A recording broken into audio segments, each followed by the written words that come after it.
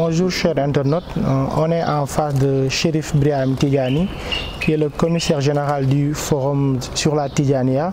Aujourd'hui nous sommes avec lui pour aborder certaines questions relatives à cette manifestation-là, qui est à sa deuxième célébration.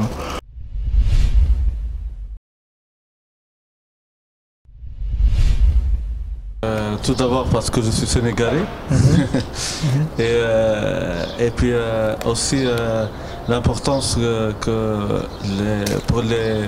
c'est que c'est un pays qui regroupe qui se compose de 80% ou plus de musulmans, dont la majorité, je peux dire l'absolue majorité, et ils sont liés à une confrérie soufie. Le forum, c'est une réflexion, et puis aussi il apporte l'action. L'action dans le terrain, de pouvoir comment on peut être un levier de développement dans ces pays-là.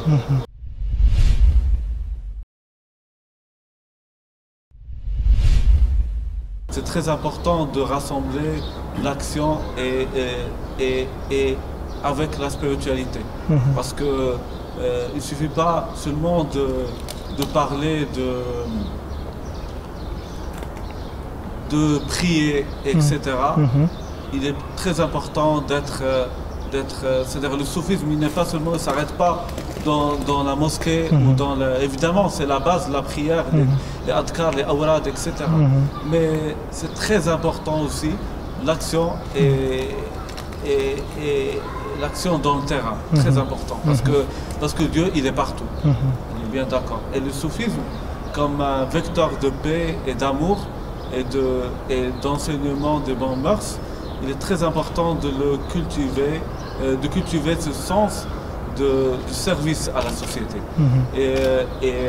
Et en fait le forum c'est pour appeler les chefs religieux à être au service de la société civile.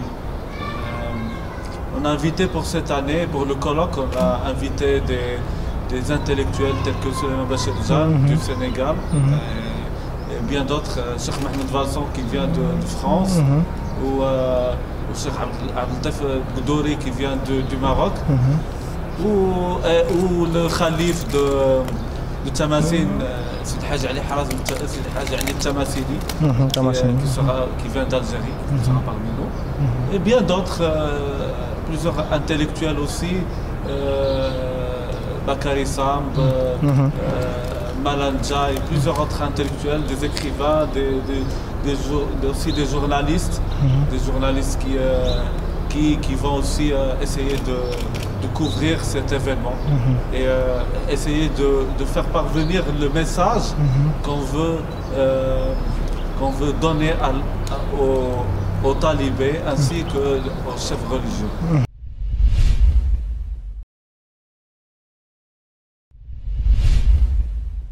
L'influence des confrères au Sénégal, d'abord, je ne vais pas parler comme une confrérie, parce que le soufisme avant tout c'est une spiritualité, et c'est pas un parti politique, c'est pas une organisation, c'est pas une association, mais c'est surtout la spiritualité et le côté, elle représente le côté plus spirituel, et elle représente aussi le cœur. Du coup, le Sénégal, évidemment, toutes ces valeurs-là que le soufisme et les confréries soufis essayent de propager dans la société, ont un impact direct dans notre action de tous les jours. Je pense que la plupart des Sénégalais, ils sont liés à une confrérie, et ça fait partie de leur quotidien. Les enfants aussi, ils portent, la plupart des Sénégalais, ils portent des noms des marabouts. Ça c'est quelque chose de très, très connu. Ou aussi on trouve des familles qui sont dédiées, des familles religieuses, des familles ancestrales religieuses, qui portent aussi les noms et qui portent la mission aussi de travailler pour cette cause-là. Donc moi je pense que le soufisme et les confréries soufis ici au Sénégal, ils portent une énergie qui ne se trouve nulle part ailleurs. Parce que tout simplement on est dans un pays qui est laïque, mais en même temps il y a un air, il y a une atmosphère spirituelle et religieuse. Ça c'est quelque chose vraiment, c'est vraiment un équilibre qui n'existe pas dans beaucoup d'autres pays.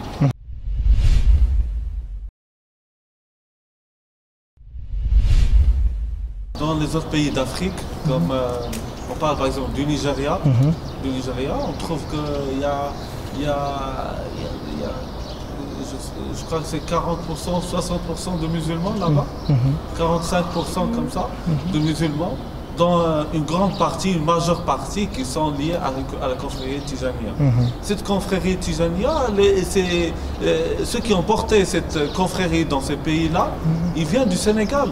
C'est, à titre d'exemple, Cheikh Brahim Niass de Kaolack, ou si on parle aussi un peu du Gabon ou d'autres pays comme ça, on trouve la communauté Halpolar qui sont liés à Medina Gounass ou bien à la famille Tal.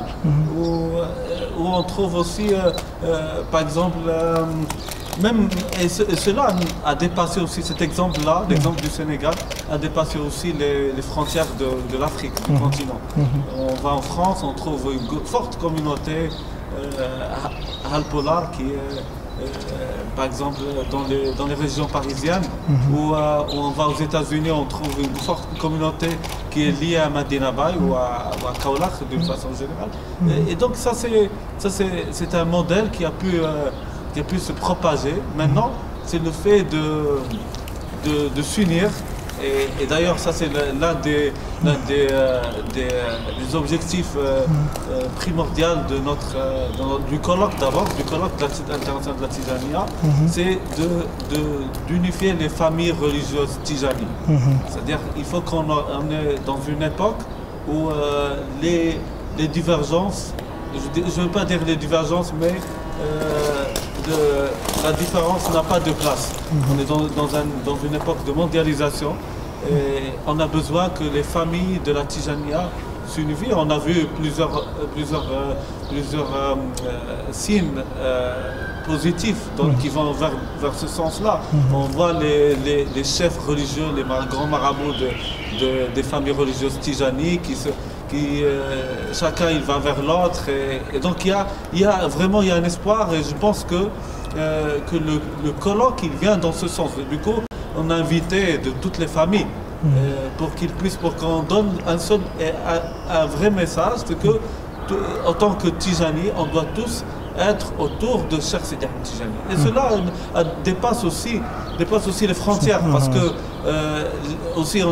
d'où on a invité aussi de la famille Tijani par exemple d'Algérie, du Maroc et de Tunisie.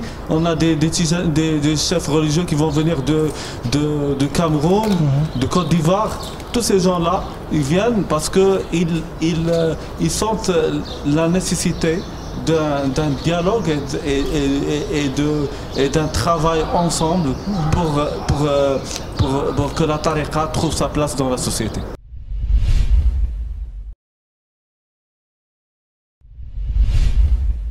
Le colloque réunit des intellectuels. Ces intellectuels-là, ils sont spécialistes dans plusieurs domaines. Et, par exemple, le professeur Bakary Samb, il est spécialiste du terrorisme et de la radicalisation dans la région. Et non seulement des intellectuels, mais aussi des chefs religieux. Chefs religieux pour que notre réflexion ne soit pas juste un moment de rencontre et puis chacun il rentre chez lui. L'idée c'est que il faut qu'on travaille ensemble et pour protéger la jeunesse et pour protéger les enfants de ces idéologies-là qui sont destructives. Ce n'est pas des idéologies de l'amour, mais au contraire, parce que l'islam n'est que amour, que paix, que solidarité, en tout cas tout ce qui est bien, c'est l'islam. Mais après, le monde obscur de la haine et la destruction il n'en fait pas partie. Et c'est ça le message qu'il faut que les chefs religieux portent. Et non seulement cela, il est très important d'avoir un message moderne qui s'adapte avec la vie de nos jours, qui est à l'espérance de la jeunesse. Et ça, c'est très important de le souligner. Et donc, je pense qu'il est très important une initiative comme ça. Le fait que celui qui la soutient, c'est juste quelqu'un qui porte, qui a espoir dans l'avenir et qui porte vraiment une ouverture d'esprit en lui.